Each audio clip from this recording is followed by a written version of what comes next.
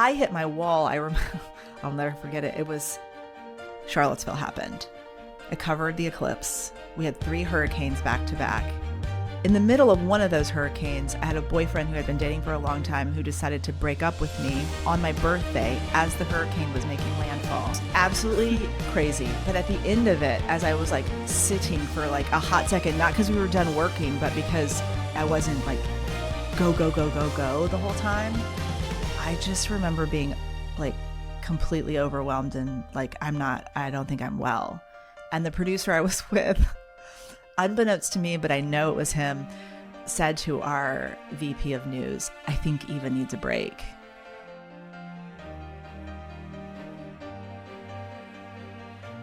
Hi, everyone, and welcome to How She Does It, where we meet women who have made their mark on a given industry, and we ask them how they do it. I'm Karen Feinerman. I'm a longtime Wall Street investor, a mom of 4, and a panelist on CNBC's Fast Money. The world of media and how we get our news is a quickly shifting landscape.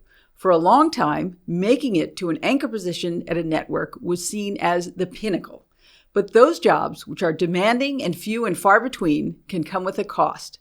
Long hours and spur-of-the-moment travel, making cultivating a life outside of work a bit more challenging.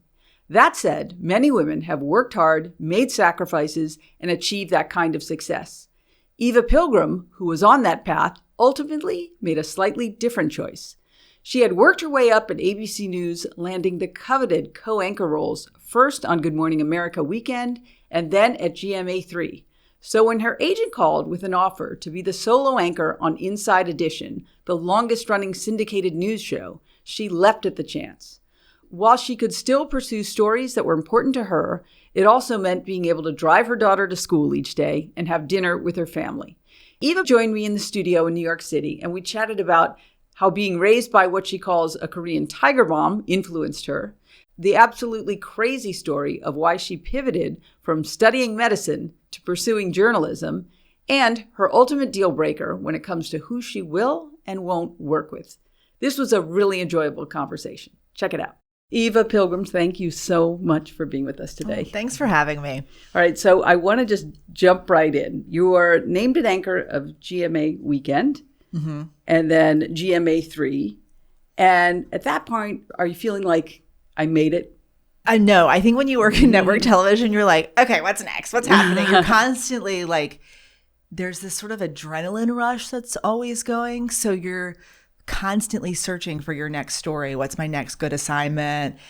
There's never like a catch your breath, like I've done this, because the cycle doesn't stop. And there's 24 hours a day. There's so much time to fill. So there's a lot of opportunity when you're working for one of the big networks like that. So was that sort of a vibration or an energy you just feel all of your waking time? Or maybe all of your time? I thought up until very recently that I was one of those special people that didn't require a lot of sleep, because I could live very well adjusted on 3 hours. If I could get 4 hours of sleep, I was a rock star. Okay. And I thought that's what I needed. That is not true. I love a 7-8 hour night, and my body actually is a lot calmer when I get that kind of sleep. But working at the network 3-4 hours, that was like what I was getting. And I was just so amped up all the time. I couldn't bring myself down to sleep more than like one full sleep cycle. Wow. That's what was happening. Okay, so before anchoring, you're a correspondent. And what are those days like? Crazy. I was always a correspondent. Like right at the end of my time at ABC, one of, I think, actually my more like prouder accomplishments wasn't getting an anchor title. It was finally being recognized as a senior correspondent, which in my mind made me feel like, okay, I'm good at telling these stories. Not the like sitting on a set hosting a show, but the actual part of the journalism, which is what most of us signed up for. To get that recognition was the most important, I think, accomplishment that I had in my time at ABC. Did you doubt that you were good at it? I mean, I have a Korean mom, so there's always this voice in the back of my head that's like, was that good enough? Because perfection is this weird thing, especially in storytelling. Like, what's perfect for a story, right? You want the emotion, but you also want to connect with people. So it's not like 1 + 1 = 2. And so could I have done that better? Could I have asked that question better? You play all of these things in your head, how that could have gone differently. So yeah, you doubt it, I think, in a lot of ways. You wonder, you want to improve. That's all of us, I think, in some way. But sometimes you just feel that, oh, I nailed that one. Oh, I don't know that I ever had that feeling. Really? I'm a constant, like, this one little thing I hold on to in such a weird way. So, I mean, you did some amazing stories. Murdoch, George Floyd, hurricanes, emotionally tough assignments. What's the kind of story that really grabs you the most? I think it's just people. It's not really a type of story. It's the talking to people, meeting people, connecting with people. That is the thing that it was sort of my like journalism drug that pulled me in. And you can find that everywhere, from the crazy true crime stories that you cover to these tragedies with hurricanes and weather. I mean, even on the campaign trail, I did 2 campaign trail cycles. I met really incredible people that gave me hope in this country and made me learn so much about the whole democratic process that like really, oh, wow, like that's why we do what we do. And you hope that you can give that to other people, that sort of insight, but you know, who knows? So when you moved to the anchor role, did your days get easier? No. Really? Why is that? Because I never wanted to let go of the reporter role. And so I found myself in this place where I had this home base that was a show that I did either on the weekends or 5 days a week. And it was on top of the other stuff that I was doing. And most of that other stuff wasn't really going away.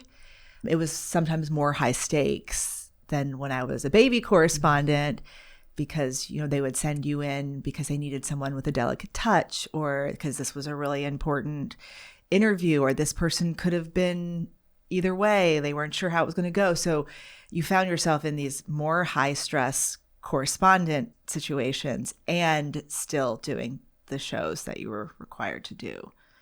So it got harder, I think. So in sort of preparing for this, in some of your history, which I found fascinating, tell us how you got into the journalism world when you were not on that path. My mom hates those stories so much. But I was doing websites for beer money for a local TV station. It was a really well-paid job for a college student.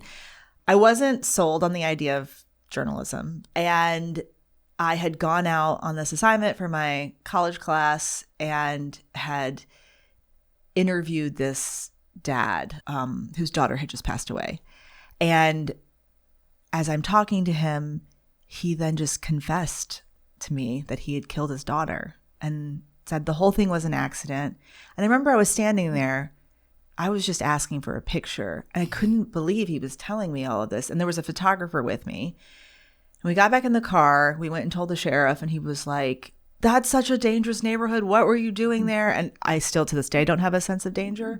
I never realize when I'm in a dangerous situation. That's why you need people around you who know what they're doing. But we got back to the TV station the night I was working on the website. And I heard that they had arrested him. So I walked into our news director's office. And I was like, oh, I talked to that guy earlier today. And she was like, what? I was like, yeah, he told me what happened and what he did. And so I gave her the tape. It aired on our evening news that night. Craig Melvin, who we worked together at the time, was the anchor that fronted the piece and the interview that I had gotten. And we aired it as an exclusive. And that was my first real interview. And I remember the news director called me in the office afterwards and was like, how did you get that? And I was like, I just knocked on the door. And she watched the interview and she was like, you know, the thing that you were really good at is that you were just a person asking questions, connecting with someone. I hope you never lose that. Also, you should be a reporter. I was like, okay. So I was like addicted to it at that point. The idea that someone would tell me something that they wouldn't have shared with anyone else. Despite there being a camera standing there. Uh-huh. I mean, I don't remember thinking about the camera in that moment. And I don't think this gentleman thought about it either. I think he was overwhelmed with the burden of what had happened and didn't know what to do about it. That is very much the sense I got from him that day.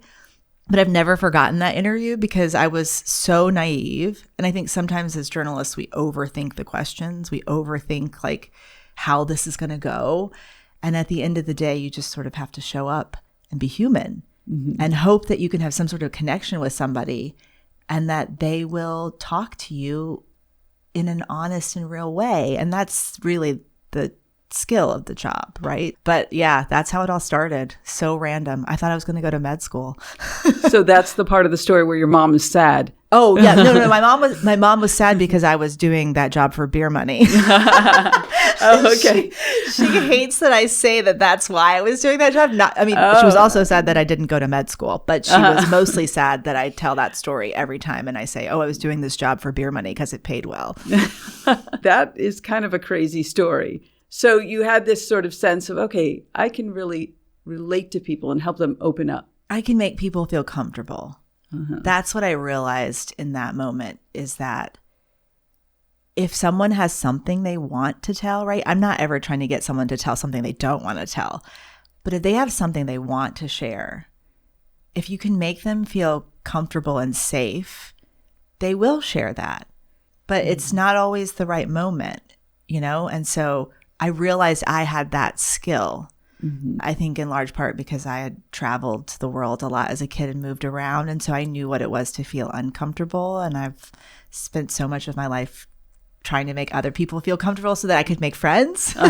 And that translates into this job really well. All right. So let's go back to your childhood. You grew up in South Carolina, mostly. Mostly. You were born in Korea. Born in Korea. And you're the oldest of three. So when did you come to the United States? We were kind of always back and forth. My dad was in the military. My mother's Korean. And so we lived this dual kind of existence for a very long time. Okay. So let's go to the year where you moved a bunch of times. First grade. Okay. And did you move 4 times? 4 times in first grade. All over the country, too. It was not like, you know, all in one region. So it was a real learning experience for me, but it's one of those that shaped me in a huge way for the rest of my life. There are little things about all of us that we share in common. And so finding something in common with people often helps bring the nerves down to sort of disarm people when they're feeling uncomfortable. And if you want to make friends, you have to find a way to find something in common so that people will include you and invite you to play at the playground. Okay, so you've described your mom as a Korean tiger mom. My mother is the tiger mom in every way, literally. I could read, write, and do arithmetic before I started kindergarten. Like, she thought that's how I needed to start. She also, like, perfection was her thing. You needed 100. It wasn't a 99. I remember hiding test papers when I was in high school. Shigeharu Kobayashi got 100 and my mom knew because his mom had told her. And Shiggy, I still love you. Don't worry. I got a 98 and she found the test paper in the trash can. Like, that's how my mom. And we played the violin and like all the things you can think of that like are the stereotypical tiger mom. My mother was that. But like for our good. Right? She was also very honest with us about what we weren't good at. My sister desperately wanted to be a ballerina. And my mother was like, no, that is never going to be you. And so let's find something you're good at and we'll focus on that instead. And it feels a little harsh, but like someone in your life has to be that person. Yeah. It just happens to be my mom. And you've done okay. So once you had that interview where you got the confession, what was your path like to then have a career in journalism? I left that job where I was making decent money to take an on-air job, which was not making decent money in West Virginia, thanks to a good girlfriend of mine who was also working at the TV station. And she suggested to their news director, oh, I have this friend who's looking for a job. By then, I had sent out hundreds of resume tapes. All no's. Nobody wanted to hire me. And thanks to Addie Bradshaw, I moved to West Virginia and got to do my first real on-air reporting and my first live shots and got my first anchor opportunity. All the things happened at that first station. Mm-hmm. And so were you imagining a career path that ultimately ended up in New York at a big network, or what was your... No, I'm from South Carolina. I think, in my dream world at that stage, I was thinking maybe I could make it back to Charlotte or Atlanta, someplace close to home. Mm-hmm. I could get like a morning anchor job or a weekend anchor job and like get married and have a family, go to college football games on the weekend. Like that was what I dreamed of. And the path just kept taking me different places. I never met Mr. Right along the way, not till much, much later. And so I just kept working. It wasn't like a thought. It was just, well, what am I going to do next? Okay. So there's hope for those out there who don't have the laid out plan. So you're in these other markets. Yes. How did you make the leap? What happened?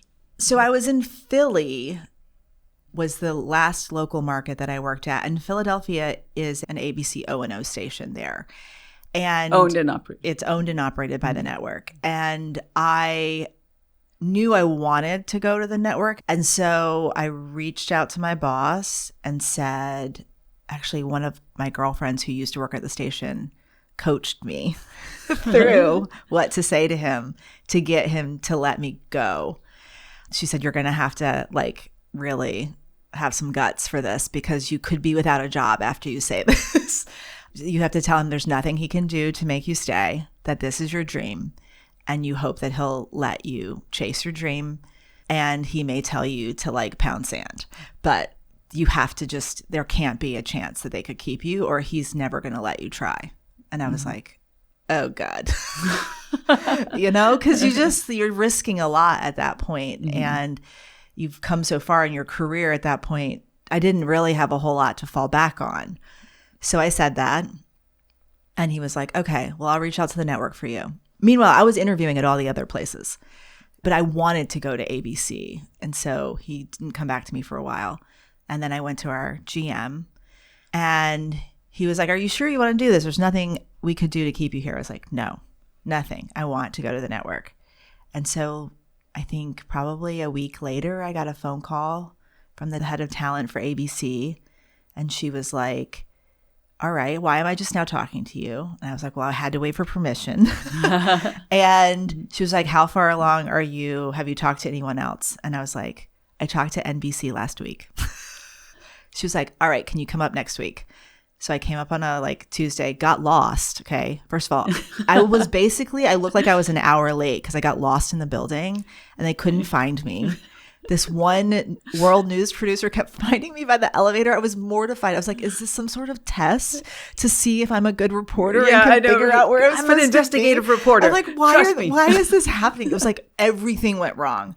I get upstairs and the number 2 of talent at ABC at the time was like, what the heck? And I was like, I don't know. I literally just stood by the elevator.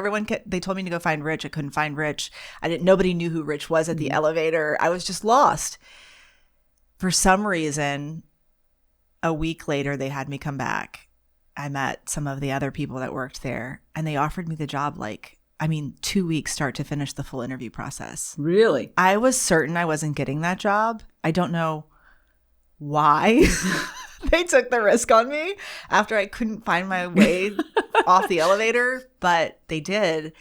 And those processes generally take months, 2 weeks start to finish for me. And I started a couple months later. Wow. Okay. So what's your first job? Your first My story? first assignment was a police-involved shooting back in Philly. So they sent me back to Philadelphia.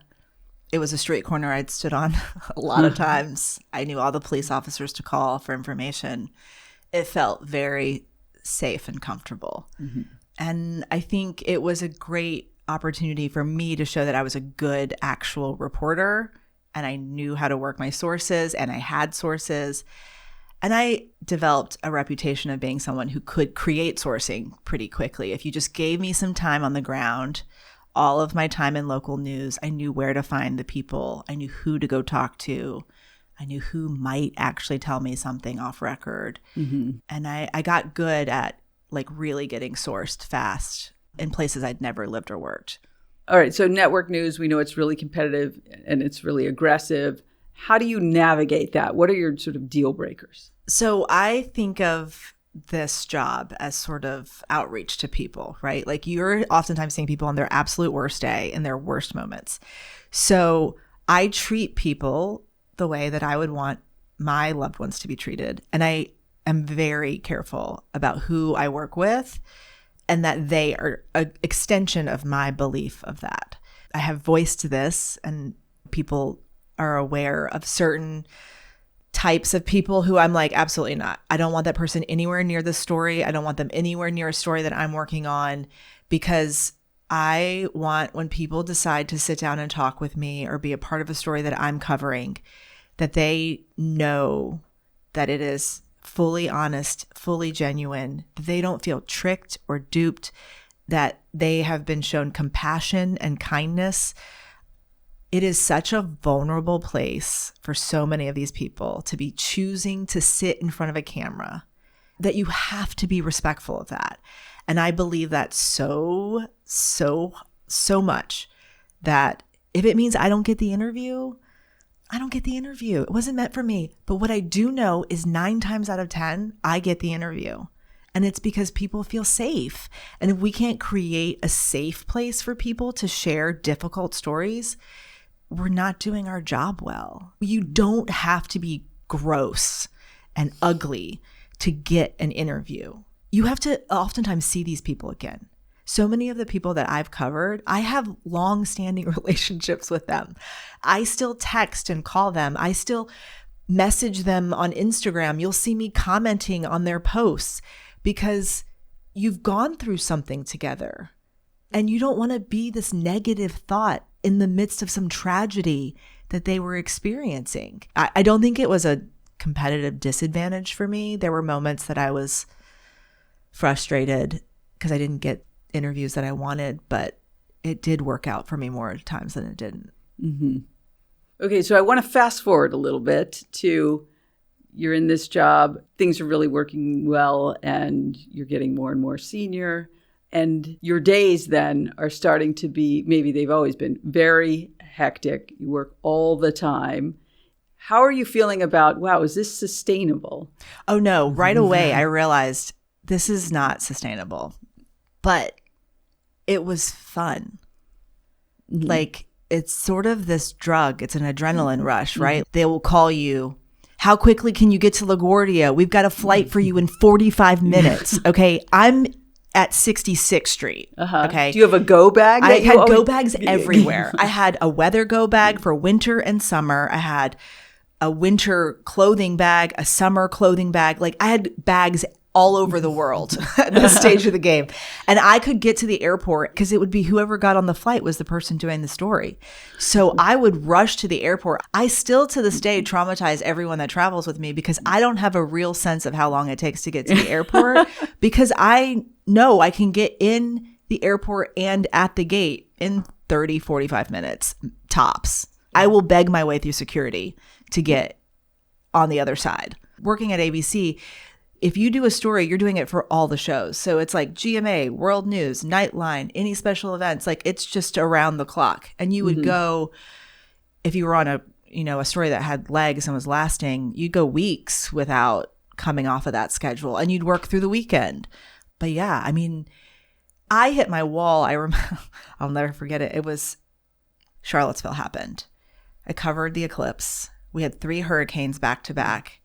In the middle of one of those hurricanes, I had a boyfriend who had been dating for a long time who decided to break up with me on my birthday as the hurricane was making landfall. And I did another hurricane after that. It's so cinematic. It was absolutely crazy. But at the end of it, as I was like sitting for like a hot second, not because we were done working, but because I wasn't like go, go, go, go, go the whole time, I just remember being like completely overwhelmed and like, I don't think I'm well. And the producer I was with, unbeknownst to me, but I know it was him, said to our VP of news, I think Eva needs a break. And she benched me at the beach in Miami to cover the Bureau for, I think it was a week. And then I was back on the road. I came back. I had a talk with the talent lady.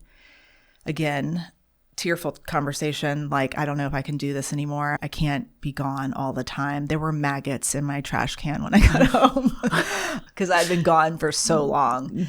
And she goes, well, why don't you think about London? So she was like, we'll put you in London for 2 weeks. See if you like it. We need to fill the London job. You won't get on TV every day, but there's still big stories out of the Foreign Bureau. You'll have royals as sort of this drip, drip, drip that you'll always have something to do. Could be good for you. And so I went to London. And it was the like most ridiculous, best assignment ever.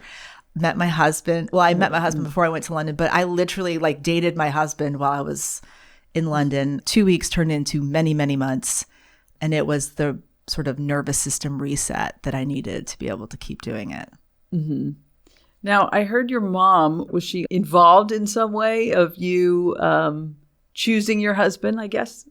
She knew he was good for me earlier than I knew he was good for me. My mom and I do this trip. And so she was coming to London to meet me. We were going to Paris. We were going to Amsterdam. And she met him.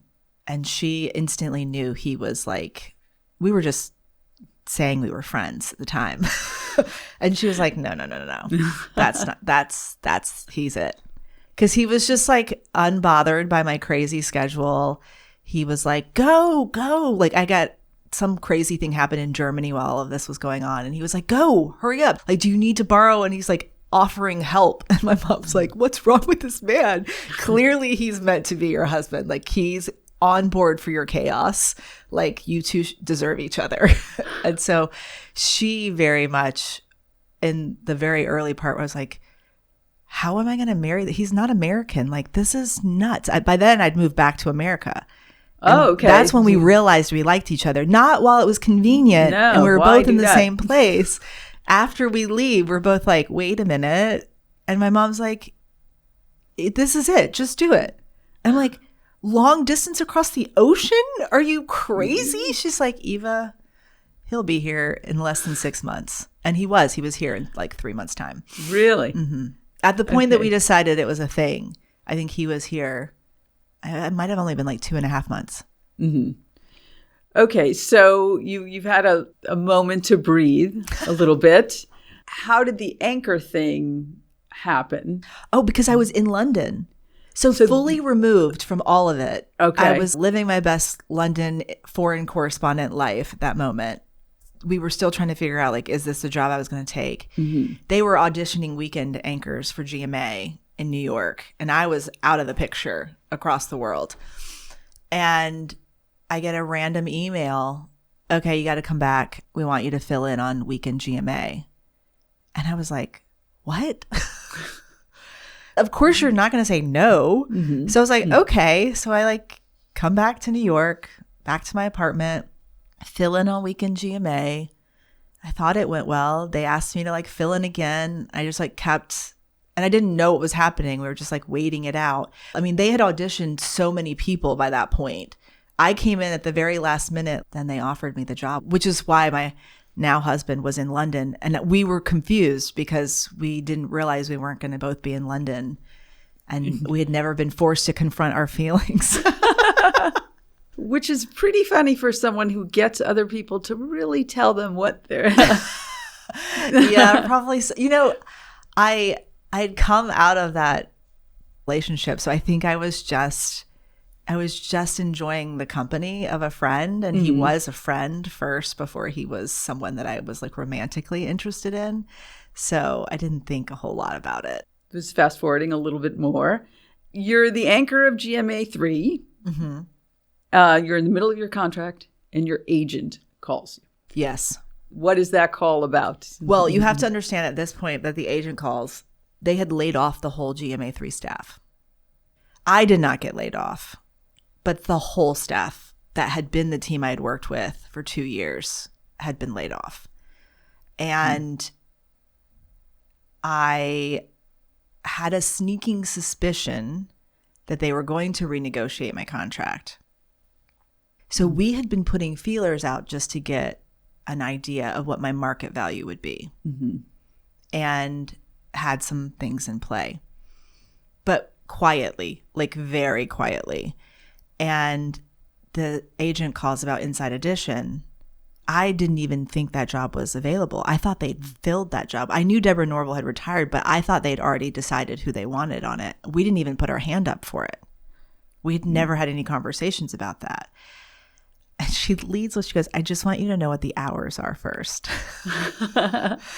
And I nearly fell out because I have a 4-year-old. So the idea of like going into work at 11 and leaving at like 5:30, that is a dream. Also, with this job offer, they were offering me the ability to do all these other projects that I wanted to do on my terms. I could choose what I was involved in, not just be assigned where you're like 20% of what you're doing you're really passionate about, and the rest is like you're an employee and you're required to do this work. I was going to get to choose what I wanted to work on. That is such a luxury I had never really experienced. And so my first reaction was, oh my gosh. And then my second reaction, which my producer at the time, Nora, I know will still say this, I didn't have like a full sense of I was ready to leave the network because it was such a huge part of my identity. And I felt safe there. Everyone knew I was good at my job. They like really respected that I was a good journalist, and they, you know, I was always going to get good assignments there. And I was scared to leave because if I have to start over someplace else, what if they don't think I'm smart, or what if they don't like my work, or like you have all these sort of insecurities that sort of bubble up. So I wasn't sure about it. I was like excited and then immediately like, oh my God, I don't know if I can do this. So who did you go to for advice on this? First, I went to my husband. My husband was like, this is a no-brainer. Nora, my producer at the time, she was like, Eva, this is an amazing opportunity. She was like, you need to like take 2 steps back and see this for what it is. She was like, I know you're scared, but we just have to sometimes like take that step. I called my mom. And my mom was like, I don't see the problem. So you have the no-brainer and I don't see the problem. Nobody saw the problem except for me. But like anyone who's ever worked at one of the big networks will tell you, it's such a huge part of your identity. It's so scary to leave that, the safety of that. But also just like, I hadn't done this kind of journalism anywhere else. So would people still want to talk to me? Like, you just don't know. But I mean, I took the leap. It was what was best for me. Personally, I knew that. So, right, that you would have control over your life.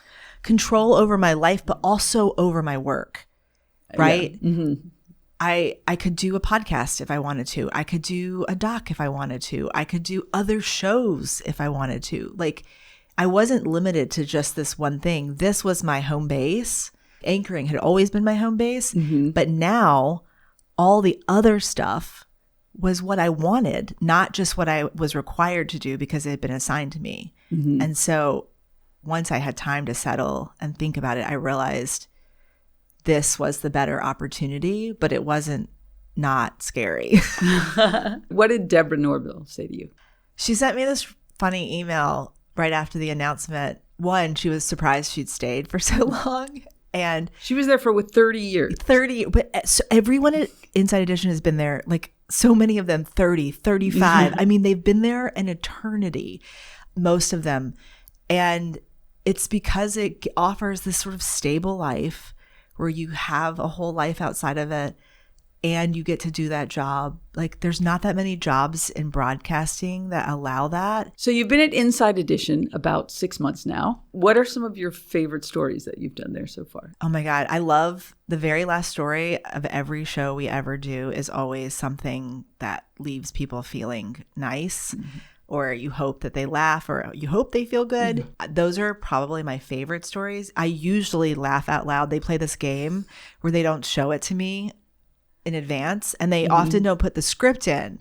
So it's a complete blind read at the end of the show so that I don't know what's coming. So they get a natural reaction out of me. Those are some of my favorite stories that we've gotten to do because they're always just, the news cycle's so tough right now.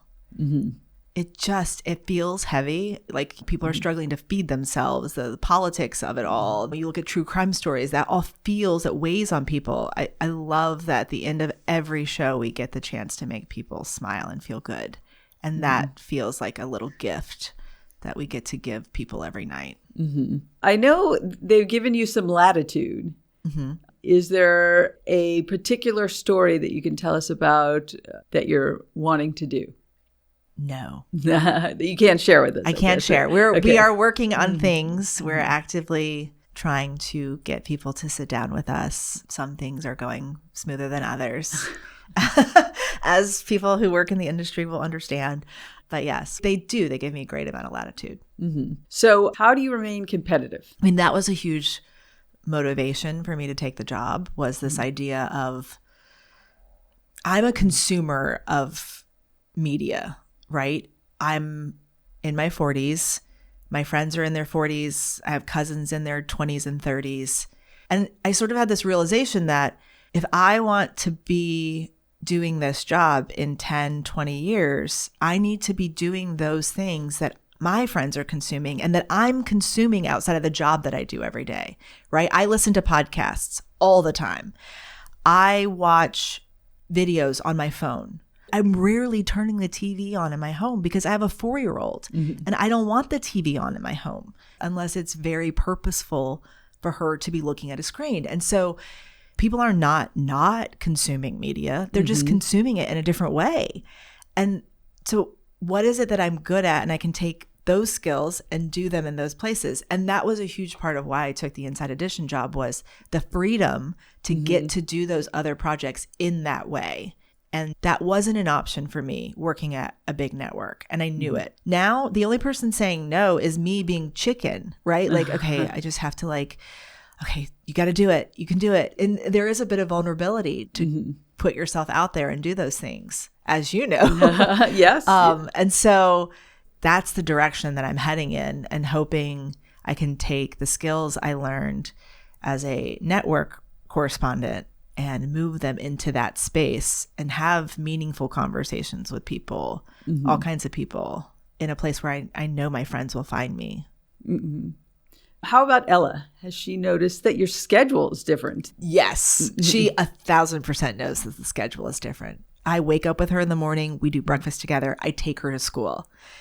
And that was never happening before. That never happened before. And on the rare occasion that I have something in the morning, she is very aware that I'm not the one taking her to school and wants to know why.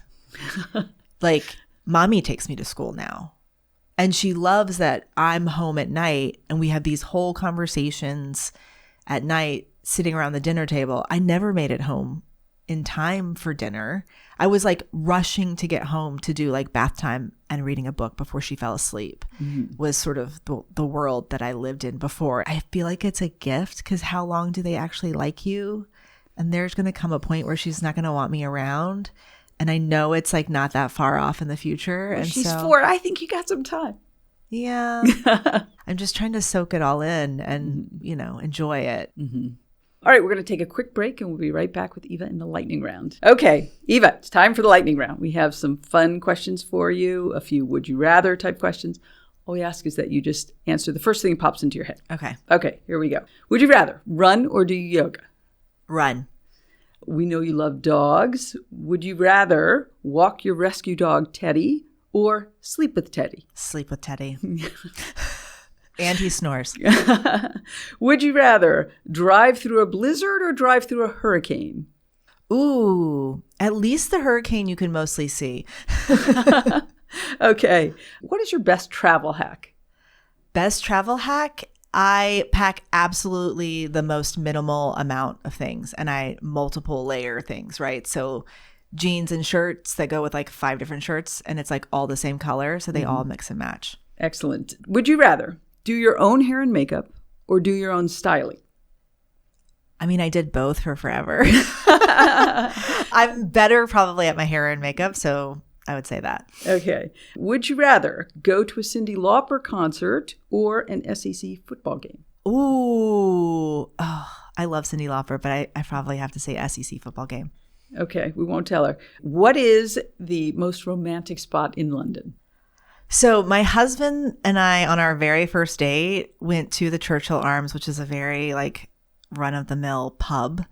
But that will always be a special place for me because it was technically our first date. The most unexpected place you found yourself covering a story.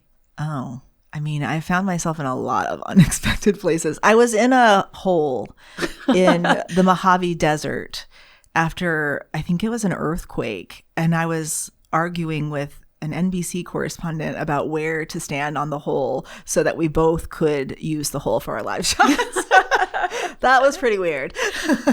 That is a unique It was like answer. literally in the middle of the Mojave Desert, like not far from where all the like airplane graveyard is. It was wild. Okay, here's a question we ask everyone. What did you do with the first big amount of money you made? I put it into my high yield savings account. Shockingly, we have not gotten that answer. Really? Really? Not one time. Paid off student debt, things like that. But that's a good answer for sure. What books are on your nightstand or your Kindle? I have a lot of children's books at the moment sitting on my nightstand. I also have The Correspondent, I think it is, which I thought was going to be about a reporter, but it's actually not. It's really not about a reporter at all. It's just letters back and forth, but it's very good, and I'm about halfway through. Okay, next one. Full disclosure, we asked Deborah Roberts this one as well. Given the stories that you've covered, do you think you could pull off the perfect crime? No. 100% not. Your phone is always going to tell on you. If we have learned nothing watching court cases, it's that eventually the phone is your tell, and we all have one, and it's going to tell on you. Okay, that is an excellent answer. What is something you've changed your mind about in the last year? I think I've changed my mind about this idea of balance. My mom, and I think moms her age, raising daughters my age, told us we could have everything and that you would find balance. Like I said, that's just such a lie. There's no such thing as balance. And I think it was something I realized in the last year, even with this new job and having more time at home, where you are shifting your attention is constantly changing, and that's okay. Having space to be able to shift is, I think, the goal when needed. But I really had to change my mind about that. Mm-hmm.